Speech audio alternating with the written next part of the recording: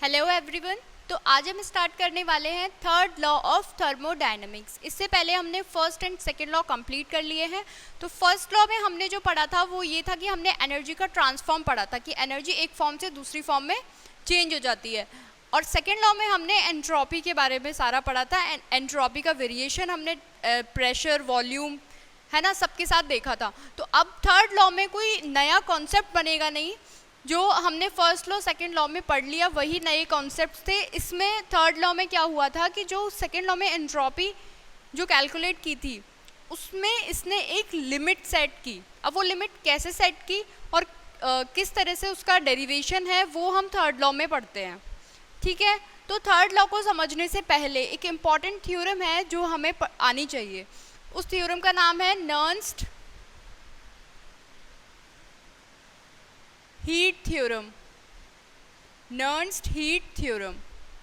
तो सबसे पहले हम इसे पढ़ेंगे, फिर हम समझेंगे कि थर्ड लॉ की स्टेटमेंट क्या है। तो नर्न्स्ट हीट थ्योरम, नर्न्स्ट साइंटिस्ट का नेम है और हीट थ्योरम मतलब कोई टेम्परेचर का इसने टेम्परेचर का यूज़ करके अपनी थ्योरम बनाई है। मतलब कुछ ना कुछ टेम्परेचर को या तो कांस्टेंट फिक्स किया है कुछ, या फिर वेरी किया है।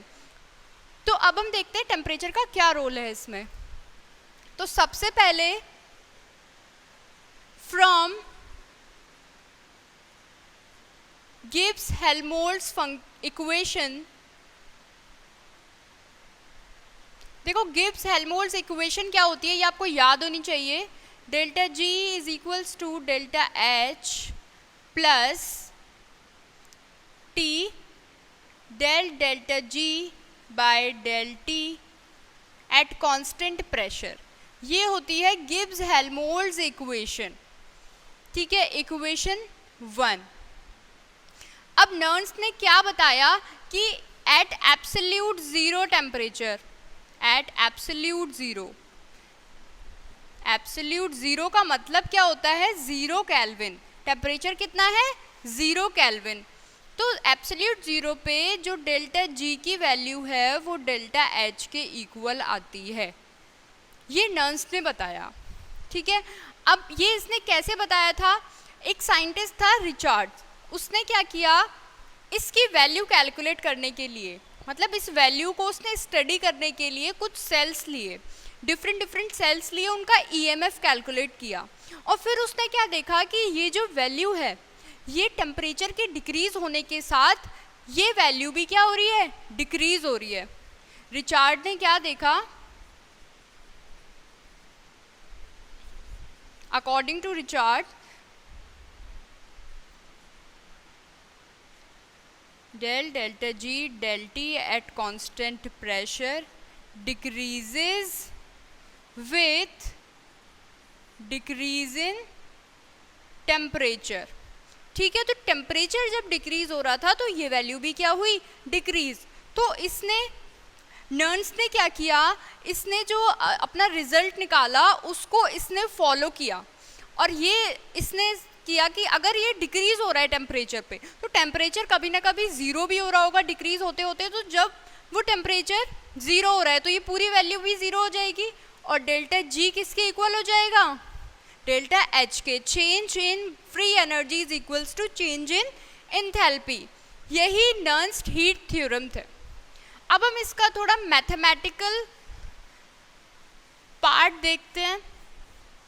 अगर हम मैथमेटिकली बात करें तो क्या कंक्लूजन इसकी थ्योरम से निकलते हैं, देखो यहाँ पे delta G limit T tends to zero, absolute zero temperature होने जा रहा है, तो यहाँ पे is equals to delta H limit T tends to zero is equals to zero. मतलब कि जब टेम्परेचर जीरो हो रहा है तो इनकी वैल्यूज क्या हो रही है, जीरो आ रही है।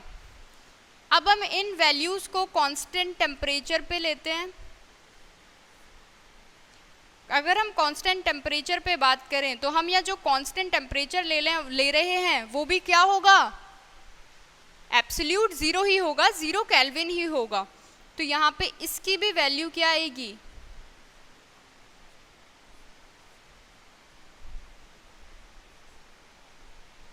0 ही आएगी। अब देखो ये जो आया ना डेल्टा जी टी, अब इसको हम किस वैल्यू के इक्वल लिख सकते हैं?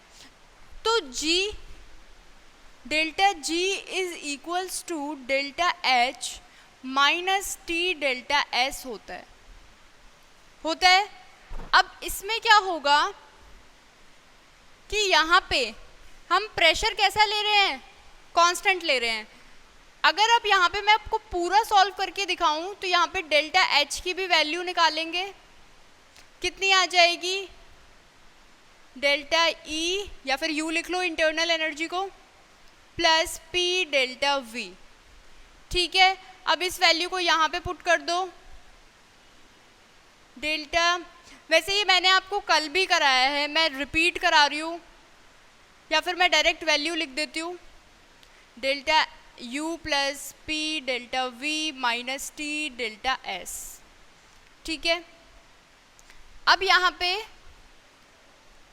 डेल्टा एस किसके इक्वल होता है? D Q reversible by T. तो डी क्यू रिवर्सिबल की यहाँ से वैल्यू क्या आ जाएगी? टी डेल्टा एस आ जाएगी। फर्स्ट लॉ से हमें क्या पता है? u is equals to Q plus W होता है। u is equals to Q plus W होता है। इसके बाद अगर हम q रिवर्सिबल के इक्वल निकालें तो वही वर्क डन, यहाँ पे एक्सपेंशन हो रहा है, वर्क डन कैसा आएगा? नेगेटिव आएगा। और यहाँ पे जो ऑलरेडी नेगेटिव प्रेजेंट है उसको वो कैसा कर देगा? प्लस कर देगा। तो यहाँ पे क्या वैल्यू आ जाएगी? p डेल्टा v प्लस में। तो q रिवर्सिबल की जगह, मतलब u plus P delta we की जगह, u plus P delta we की जगह डायरेक्टली क्या लिख देंगे? t delta s। अब यहाँ पे जब इसका आप ओवरऑल डिफरेंशिएशन करोगे, जब आप डिफरेंशिएशन करोगे तो यहाँ पे D G equals to D U plus P D V plus V D P minus T D S minus S D T, ये वैल्यू आएगी। क्लियर? अब यहाँ पे जब आप इसकी वैल्यू पुट करोगे u plus P D V की, डेल्टा को d, स्मॉल चेंज की बात कर रहे हैं इसलिए मैंने सारे डेल को d लिख दिया है। तो यहाँ पे D G is equals to क्या आ जाएगा? देखो टी डी एस आएगा, ये वाला टी डी एस आएगा ना, डी क्यू रिवर्सिबल की वैल्यू। देखो डी क्यू रिवर्सिबल ये है u plus P delta we और इसकी वैल्यू क्या आ रही है? T D S. तो टी डी एस इसकी जगह आएगा। मैं अभी यहाँ पे जल्दी इसलिए करा रही हूँ क्योंकि ये मैं कल ही कराया है। ठीक है, तो आप लास्ट वीडियो में भी देख सकते हो, यहाँ पे मैं शॉर्ट में बता रही हूँ बस। टी डी एस, तो इस टी डी एस से ये टी डी एस कैंसिल, बचेगा क्या? V D P minus S D T. अब हमें यहाँ पे अगर हम कांस्टेंट प्रेशर ले लें, कांस्टेंट प्रेशर पे D G is equals to minus S D T आ जाएगा और del G is equals to del T at constant pressure क्या आ जाएगा? Minus S. तो यहाँ पे मैं डायरेक्टली इसकी वैल्यू, अब क्या मैं ये इरेज कर रही हूँ, यहाँ पे हमें सिर्फ ये पता करना था कि del G upon del T at constant pressure की वैल्यू क्या आती है, तो वो अब हम यहाँ पे डायरेक्टली पुट करेंगे।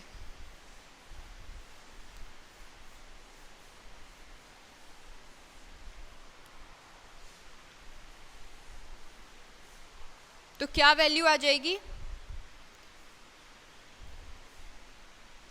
Del delta G upon del T at constant pressure is equals to, यहाँ पे लिमिट जो है वो कितनी है? लिमिट t टेंड्स टू 0 और इसकी जो वैल्यू आती है वो आती है माइनस डेल्टा एस। क्लियर? अब हम नेक्स्ट पे आते हैं, del delta H upon del T, del delta H upon del T, again constant pressure and t tends to 0। अब यहाँ पे एंथैल्पी में चेंज, टेम्परेचर वेरी हो रहा है और कांस्टेंट क्या है? प्रेशर कांस्टेंट है। तो ये वैल्यू किसके इक्वल होती है? Heat capacity eight constant pressure, Cp। ये भी हम पढ़ चुके हैं, तो Cp के इक्वल हो जाएगी डेल्टा Cp। हम यहाँ चेंज की बात कर रहे हैं। तो देखो ये दोनों वैल्यूज इसके इक्वल आ गई। अब इससे क्या कंक्लूजन निकला कि ये वैल्यूज जब 0 हो रही है तो ये वैल्यूज भी एब्सोल्यूट 0 पे क्या हो जाएंगी? 0 हो जाएंगी। इसका मतलब कि delta S T tends to 0 क्या हो जाएगा, ये भी 0। डेल्टा Cp भी क्या हो जाएगा, limit t tends to 0, absolute 0 पे, ये भी क्या होगा, 0 होगा। Entropy of the reactant and product क्या होंगी, 0 होंगी। ठीक है, चेंज की बात हो रही है तो रिएक्टेंट प्रोडक्ट तो आएंगे, उन्हीं का डिफरेंस करके तो हम ये डेल्टा लिखा है ना, और सेम इसके केस में होगा। तो इससे हमने क्या कंक्लूजन निकाला कि अगर ये वैल्यूज एब्सोल्यूट 0 पे 0 हो रही हैं तो इनकी एंट्रोपी में चेंज और हीट कैपेसिटी में चेंज भी क्या आएगा, 0 आएगा। अब हम आते हैं थर्ड लॉ के स्टेटमेंट पे। ठीक है, नर्न्स हीट थ्योरम कंप्लीट हो गया यहाँ पे।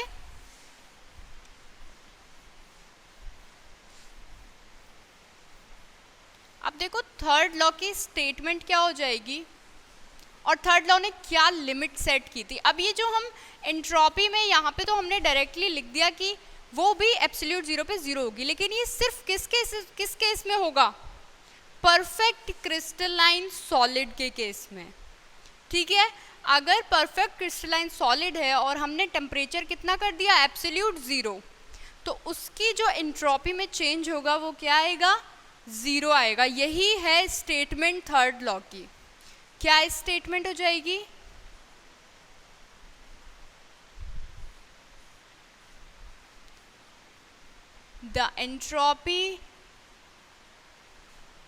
the entropy of perfect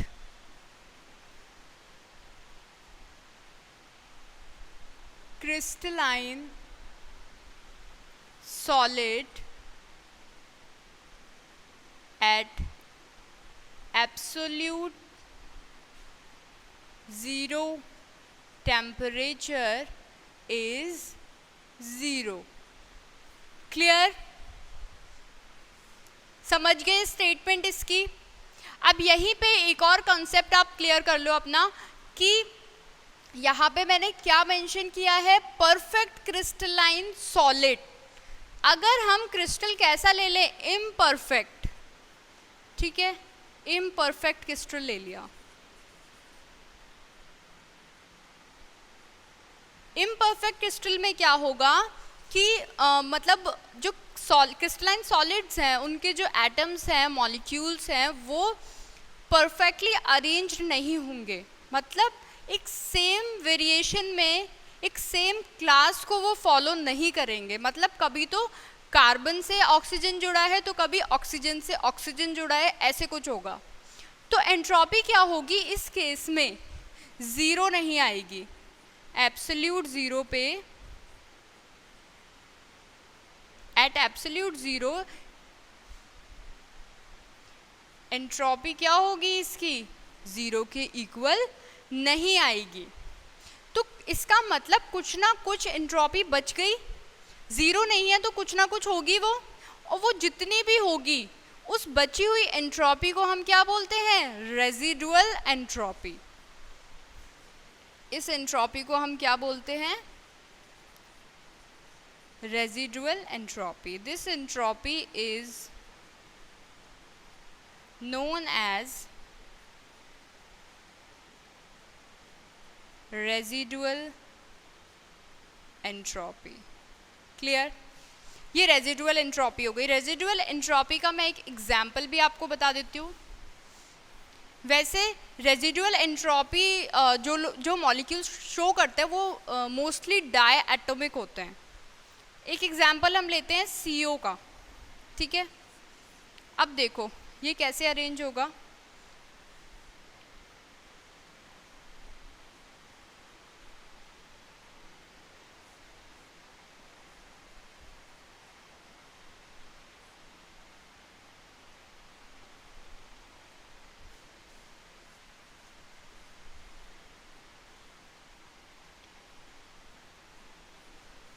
अब इसको आप ध्यान से देखो, यहाँ पे ऑक्सीजन से कार्बन, ऑक्सीजन से कार्बन, ऑक्सीजन से कार्बन, ऑक्सीजन से कार्बन, ऑक्सीजन से कार्बन। लेकिन आप इधर देखो, इस वाले मॉलिक्यूल को आप एक बार देखो तो ये ऑक्सीजन से ऑक्सीजन अटैच है इस जगह।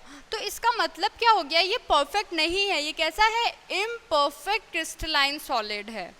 तो इस केस में क्या होता है, इस केस में जो एंट्रोपी आएगी उसको हम क्या बोलते हैं? Residual entropy. ठीक है, तो थर्ड लॉ ने क्या बताया कि सिर्फ परफेक्ट क्रिस्टलाइन सॉलिड के केस में अगर हम टेम्परेचर कितना ले रहे हैं, एब्सोल्यूट ज़ीरो, टेम्परेचर 0 केल्विन ले रहे हैं, तो उसकी एंट्रोपी कैसी आएगी? 0 आएगी। और अगर वो क्रिस्टल जो है इम्परफेक्टली अरेंज्ड है तो उसमें क्या होगा कि कुछ ना कुछ एंट्रोपी बचेगी, और उस बची हुई एंट्रोपी को, रिमेनिंग एंट्रोपी को, रेजिडुअल एंट्रोपी को हम रेजिडुअल एंट्रोपी बोलते हैं। क्लियर? अब रेजिडुअल एंट्रोपी और ये जो थर्ड लॉ है, थर्ड लॉ की एप्लीकेशन भी आप समझ लो कि जैसे हमें दो टेम्परेचर पे हमें कुछ किसी भी मॉलिक्यूल का कुछ वैल्यू निकालने को बोल दे, एंट्रोपी कैलकुलेट करने को बोल दे, एंट्रोपी की वैल्यू, ठीक है, दो मॉलिक्यूल्स के लिए। अब हम एक को रेफरेंस मान सकते हैं, क्योंकि एब्सोल्यूट 0 पे हमें पता है, परफेक्ट क्रिस्टलाइन सॉलिड के केस में हमेशा एब्सोल्यूट 0 पे वो 0 ही आएगी, तो एक हमें एंट्रोपी खुद से पता चल जाएगी क्वेश्चन में, और उसकी हेल्प से फिर हम दूसरी की वैल्यू निकाल सकते हैं। तो ये एक एप्लीकेशन है थर्ड लॉ का। ठीक है, थर्ड लॉ ने एंट्रोपी में जो लिमिट सेट की थी वो अब आपको क्लियर हो गई होगी कि उसने एक परफेक्ट क्रिस्टलाइन सॉलिड की एंट्रोपी को फिक्स कर दिया था एब्सोल्यूट 0 पे, वो हमेशा 0 आएगी। ये इसका इम्पॉर्टेंट कंक्लूजन था थर्ड लॉ से, जो कि आपको आ गया होगा समझ। Thank you.